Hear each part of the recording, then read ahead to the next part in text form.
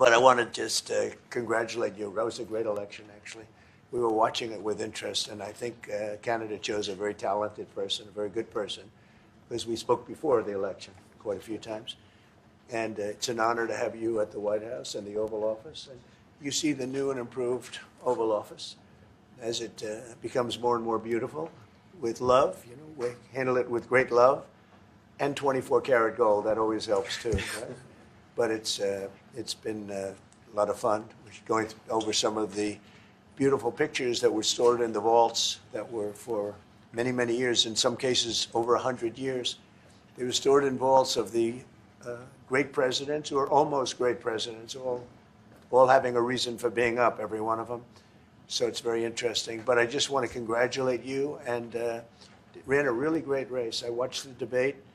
I thought you were excellent, and I think we have a lot of things in common. We have some tough points to go over, and that'll be fine. We're going to also be discussing Ukraine, Russia, the war, because Mark wants it ended as quickly as I do. I think it has to end.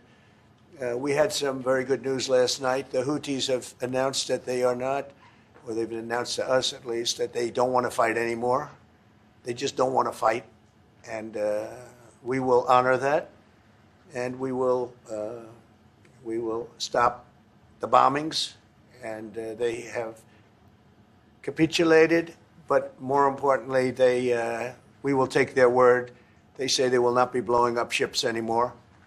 And that's what the purpose of what we were doing. So that's just news. We just found out about that. So I think that's very, very positive. They were knocking out a lot of ships going, as you know, sailing beautifully down the various seas. It wasn't just the canal. It was a lot of other places. And I will accept their word, and we are going to stop the bombing of the Houthis. Effective immediately, and Marco, you'll let everybody know that, okay? Do you have something to say about that, by the way? It's a pretty big announcement. Yeah, this was always a freedom of navigation mission. These guys, these are, a band of individuals with advanced weaponry that were threatening global shipping, and the job was to get that to stop. And if it's going to stop, then we can stop. And I think it's an important development. And we'll have maybe before we're going to, as you know, the Middle East, Saudi Arabia. We're going to UAE and Qatar, and that'll be, I guess, Monday night. Some of you are coming with us. I think before then we're going to have a very, very big announcement to make, like as big as it gets, and I won't tell you on what, but it's going to, and it's very positive. I'd tell you if it was negative or positive. I can't keep that out.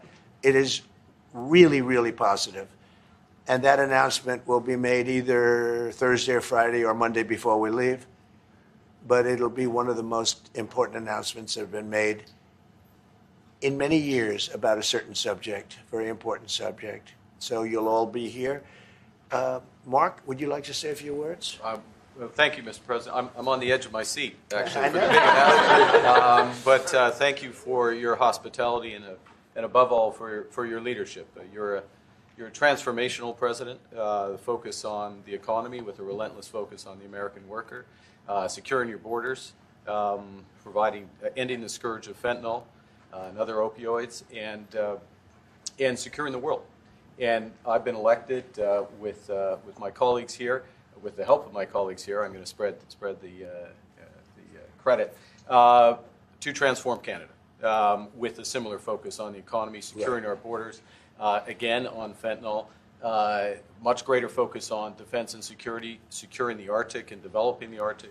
And the history of Canada and the U.S. is we're stronger when we work together, and there's many opportunities to work together. And I look forward to, addressing some of those issues that we have, but also finding those areas of mutual cooperation so we can move forward. That's great. Very nice. Thank you very much. It's a very nice statement. Mr. President, Anybody? Is USMCA dead? No, it was actually very effective, and it's still very effective, but people have to follow it. So, that's been a problem. People haven't followed it. But it was a transitional step a little bit, and as you know, it terminates fairly shortly. It gets renegotiated very shortly.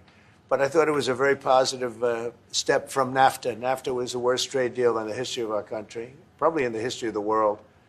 And this was a transitional deal, and we'll see what happens. You know, we're going to be starting to possibly renegotiate that if it's even necessary. I don't know that it's necessary anymore, but it served a very good purpose. And the biggest purpose it served is we got rid of NAFTA. NAFTA was a very unfair deal for the United States, a very, very terrible deal. It should have never been made. It was made many years ago, but it should have never been made. Yeah. As the president was concerned about Canada and the United States, would you like to see your first trade deal be with Canada, our neighbors in the world? I would love that. Look, I have a lot of respect for this man, and I watched him come up in a sense through the ranks when he wasn't given much of a chance, and he ran a really great campaign. He did a really great debate. I think that debate was very helpful. I was going to raise my hand. You know, I don't know if that's good or bad. I shouldn't say that. That might hurt you. But no, he ran a really great election, I thought. And yeah, something could happen. Something could happen. Yeah, please. What's the top concession you want out of Canada? The top concession you want out of Canada? Concession? Yes. Friendship. But that's not a concession. No, we're going to be friends with Canada. Regardless of anything, we're going to be friends with Canada. Canada is a very special place to me. I know so many people that live in Canada. My parents had relatives that lived in Canada, my mother in particular.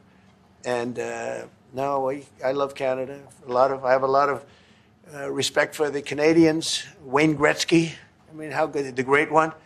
You happen to have a very, very good hockey player right here on the Capitals, who I have a lot of respect. He is a big, tough cookie, too. He just broke the record.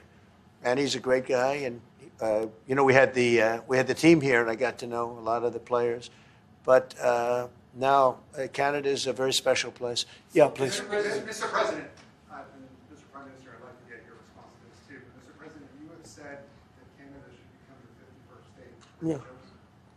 No. Well, I still believe that, but you know, it takes two to tango, right? But no, I do. I mean, I believe it would be a massive tax cut for the Canadian citizens. You get free military, you get tremendous medical cares and other things. There would be a lot of advantages, but it would be a massive tax cut. And it's also a beautiful, you know, as a real estate developer, you know, I'm a real estate developer at heart. When you get rid of that artificially drawn line, somebody drew that line many years ago with like a ruler, just a straight line right across the top of the country. When you look at that beautiful formation when it's together, I'm a very artistic person, but when I looked at that beauty, I said, that's the way it was meant to be. But, you know, I do feel it's much better for Canada. But we're not going to be discussing that unless somebody wants to discuss it. I think that there are tremendous benefits to the Canadian citizens, tremendously lower taxes, free military, which honestly we give you essentially anyway because we're protecting Canada if you ever had a problem. But I think it would really be a wonderful marriage because it's two places that get along very well. They like each other a lot.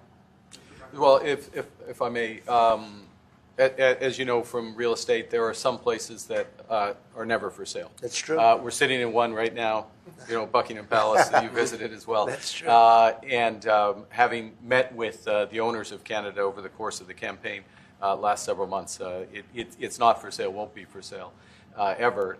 But the opportunity is in the partnership and what we can build together. And we have done that in the past. And part of that, as the President just said, is with respect to our own security. And my government is committed for a step change in our investment in Canadian security and our partnership, and I'll say this as well, that the President has revitalized international security, revitalized NATO, and us playing our full weight in NATO, and that will be part of it. True. And they have, I must say, Canada is stepping up the military participation because Mark knew, you know, they were low and now they're stepping it up, and that's a very important thing. But never say never. Never say never. Why?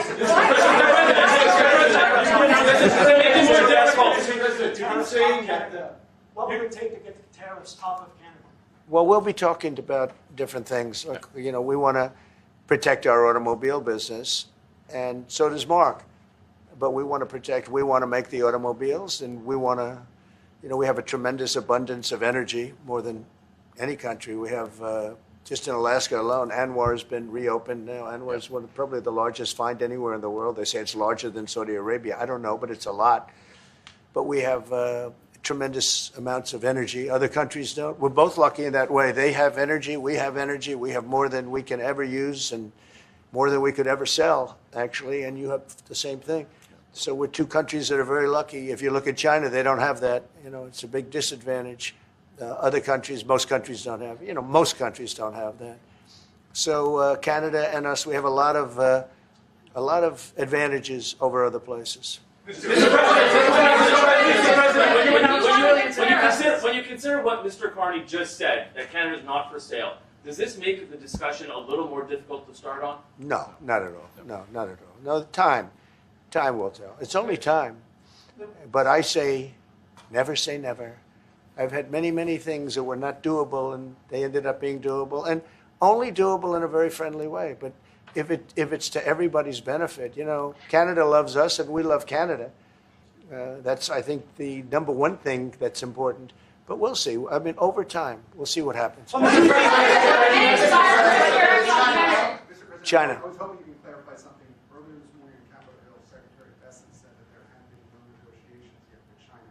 You have said something different. They want to meet, and they're doing no business right now.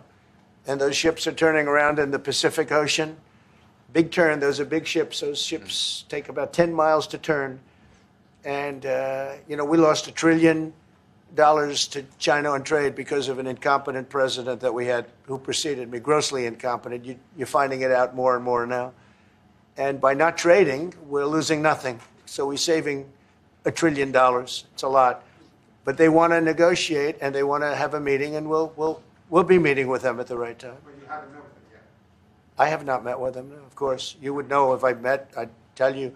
They want to meet, but, we are right now. Look, they're suffering greatly. Their economy is suffering greatly because they're not doing trade with the U.S. And they made most of their money off the U.S. Don't kid yourself. They don't make the money off other countries like this. And they were making. We had a trade imbalance. We had a deficit, or they had a surplus. Another way of saying it, of more than $1 trillion. Think of it, more than $1 trillion. And because of 145%, that's the only reason, but because of they have now 145% tariff, there's no trading. You can't trade with 145%. We are, therefore, making, in a certain way, I guess, $1.1 trillion. In other words, we're not losing $1.1 trillion. Our deficit is much better. When I started, I say we were losing billions of dollars a day on trade. That's rapidly turning around.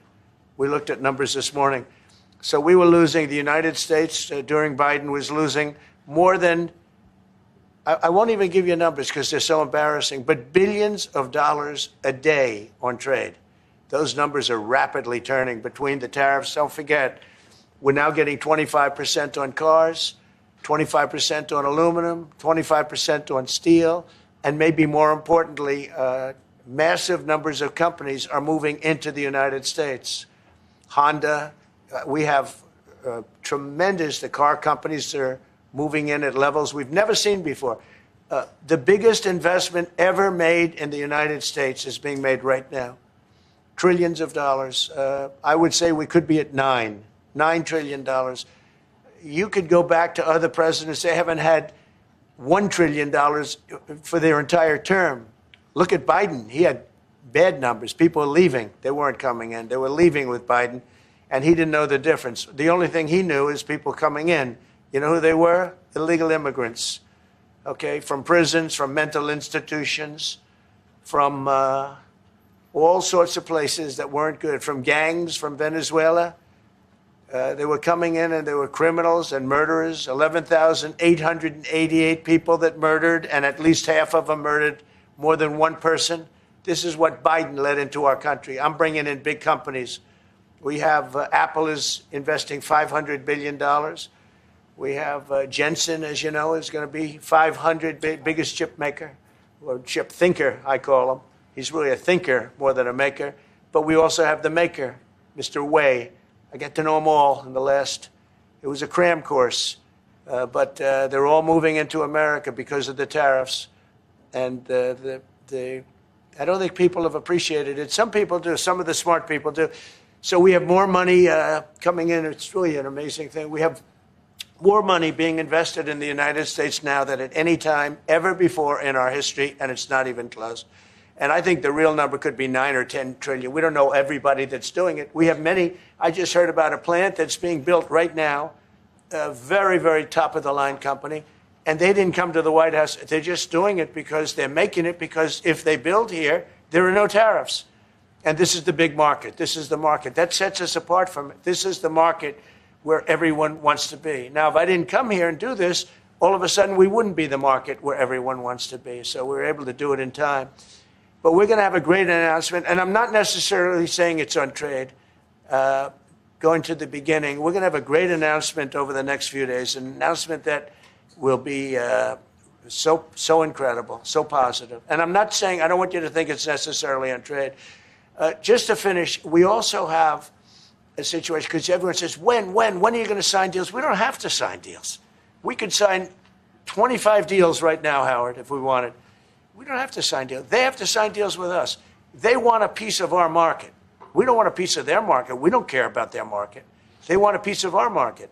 So we can just sit down, and I'll do this at some point over the next 2 weeks, and I'll sit with Howard and Scott and with our great vice president, who has done a really good job. We have some good news to report on a lot of fronts, but JD will be there and Marco, and we're going to sit down and we're going to put very fair numbers down, and we're going to say, here's what this country, what we want, and congratulations, we have a deal.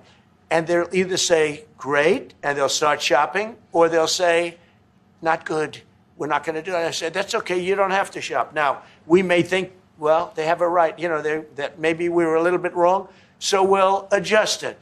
And then you people will say, oh, it's so chaotic. No, we're flexible. But we'll sit down, and we'll, at some point, in some cases, we'll sign some deals. It's much less important than what I'm talking about. For the most part, we're just going to put down a number and say, this is what you're going to pay to shop. And it's going to be a very fair number. It'll be a low number. We're not looking to hurt countries. We want to help countries. We want to be friendly with countries. But you keep writing about deals. When are we going to sign? When? It's very simple. We're going to say, in some cases, we want you to open up your country. In some cases, we want you to drop your tariffs. I mean, India, as an example, is one of the highest tariffs in the world. We're not going to put up with that. And they've agreed already to drop it. They'll drop it to nothing. They've already agreed. They would have never done that for anybody else but me. So we're going to put down some numbers, and we're going to say our country is open for business. And they're going to come in, and they're going to pay for the privilege of being able to shop in the United States of America. It's very simple. It's very simple. So I wish they'd keep, stop asking, how many deals are you signing this week? Because one day we'll come and we'll give you 100 deals. And they don't have to sign. All they have to do is say, oh, we'll start sending our ships right now to pick up whatever we want or to bring whatever we want. It's very, very simple. And I think my people haven't made it clear. We will sign some deals, but much bigger than that is we're going to put down the price that people are going to have to pay to shop in the United States. Think of us as a super luxury store. A store that has the goods. You're going to come and you're going to pay a price, and we're going to give you a very good price. We're going to make very good deals. And in some cases, we'll adjust. But that's where it is. And we've been ripped off by everybody for 50 years. For 50 years. And we're just not going to do that anymore. We can't do that. And we can't let any country do that to us. We're just not going to do it anymore. Can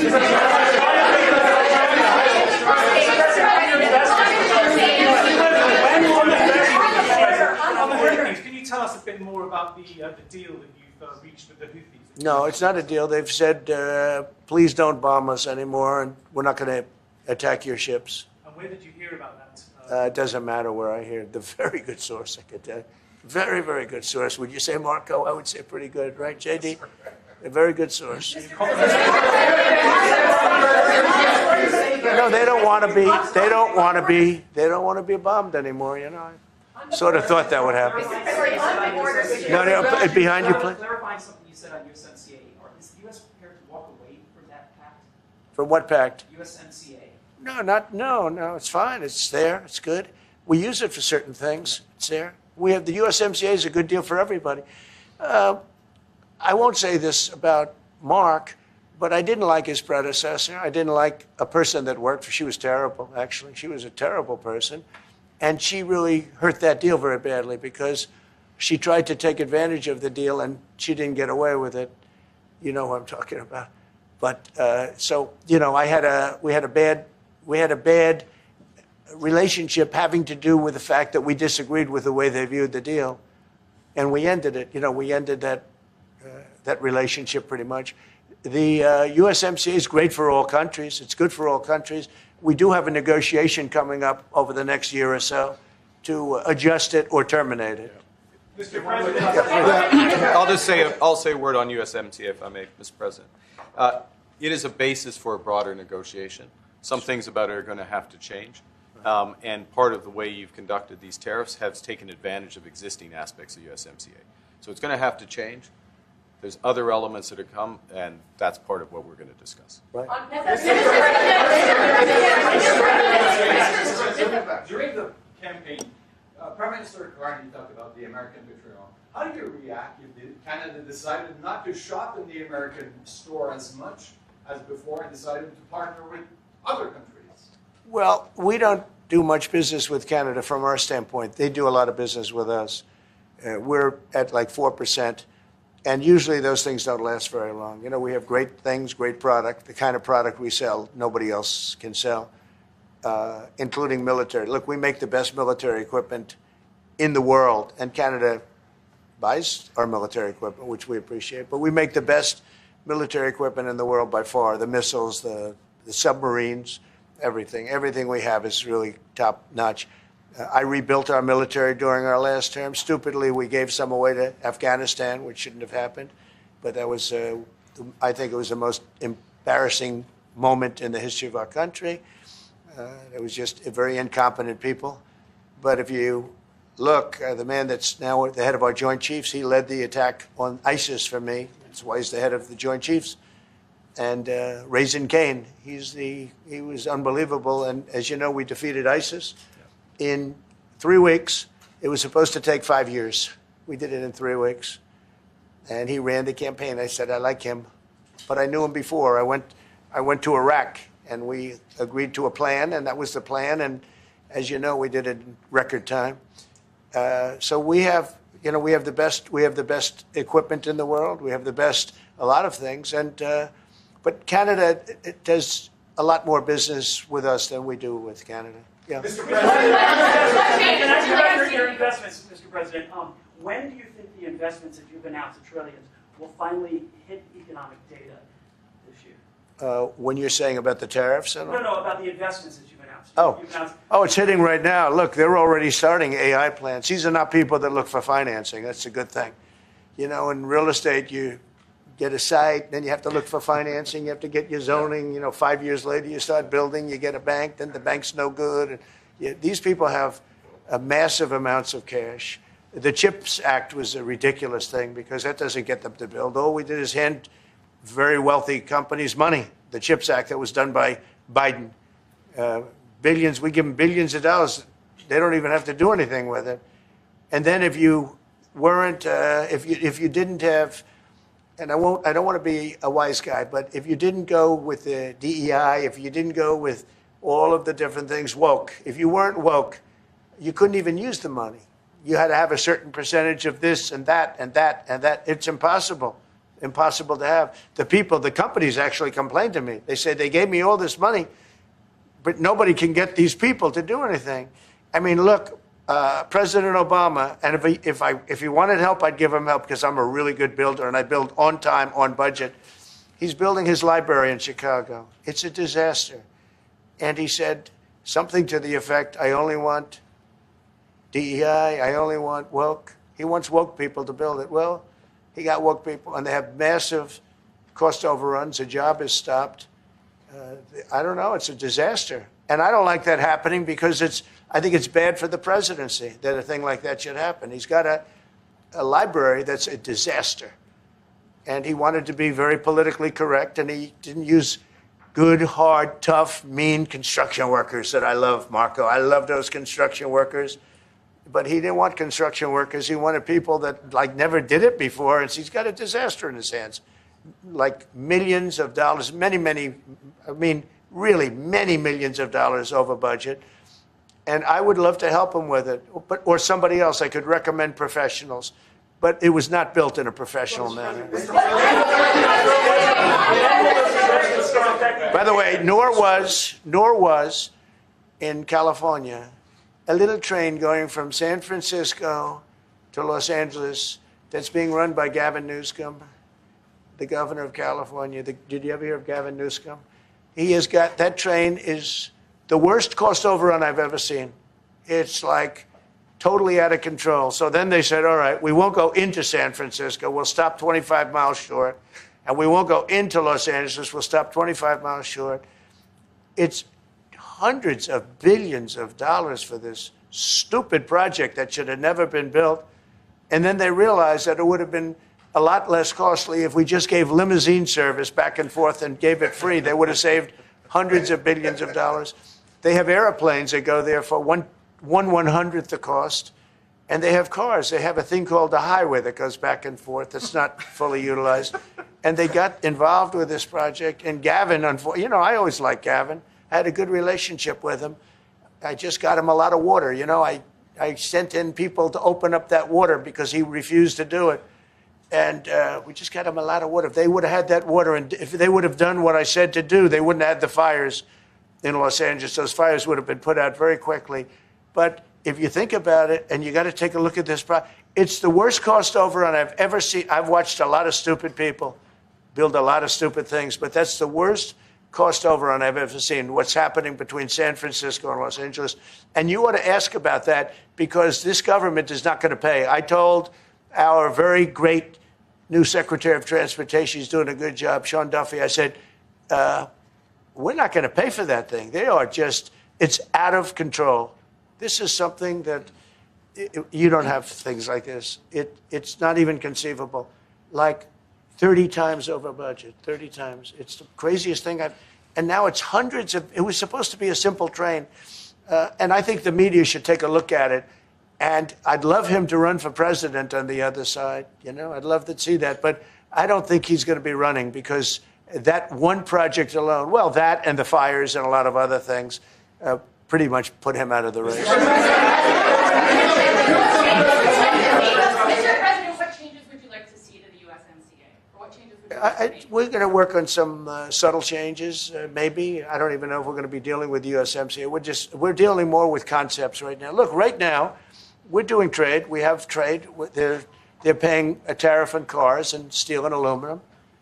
And I think we have a baseline of 10% or something like that for the tariffs. But we're getting along very well. Right now, going no further, but we have an agreement. We did something with even parts. You want to discuss that, Howard, with respect to Canada, which helps Canada out?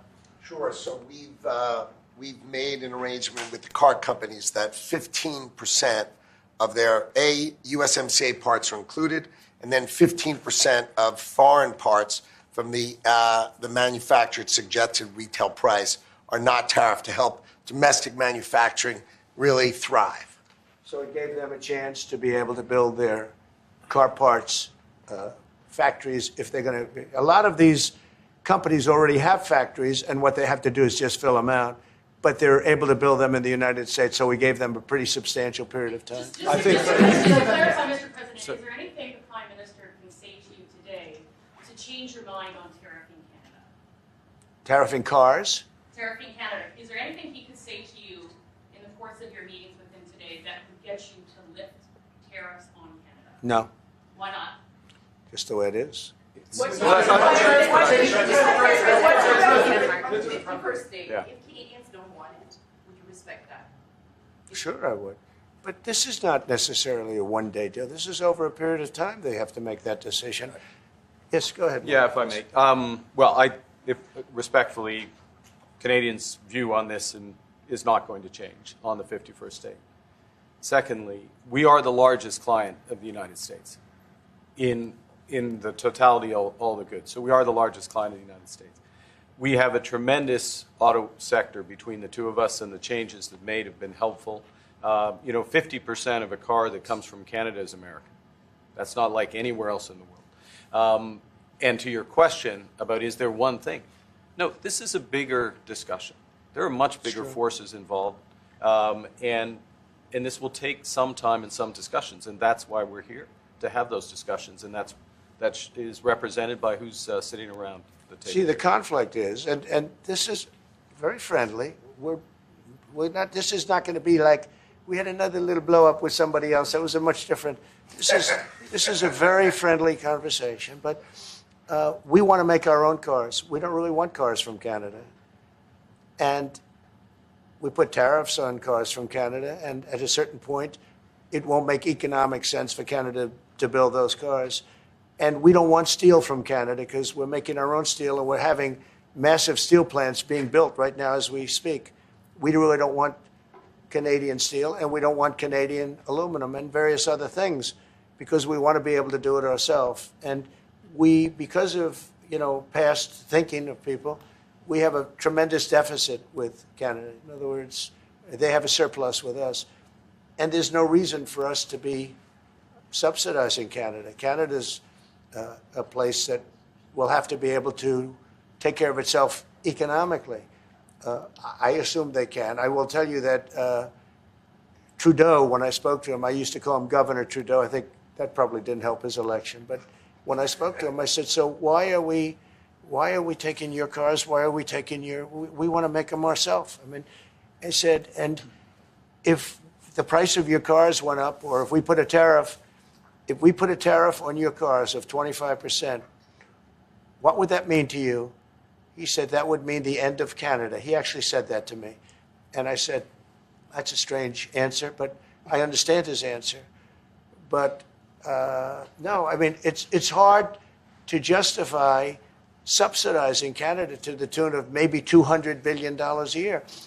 We protect Canada militarily, and we always will. We're going to, that's not a money thing. But we always will. But, it's not fair. But why are we subsidizing Canada $200 billion a year, or whatever the number might be? It's a very substantial number. And it's hard for the American taxpayer to say, gee whiz, we love doing that. Thank you very much. We're going to have a very substantive vote. Thank you. Thank you very much.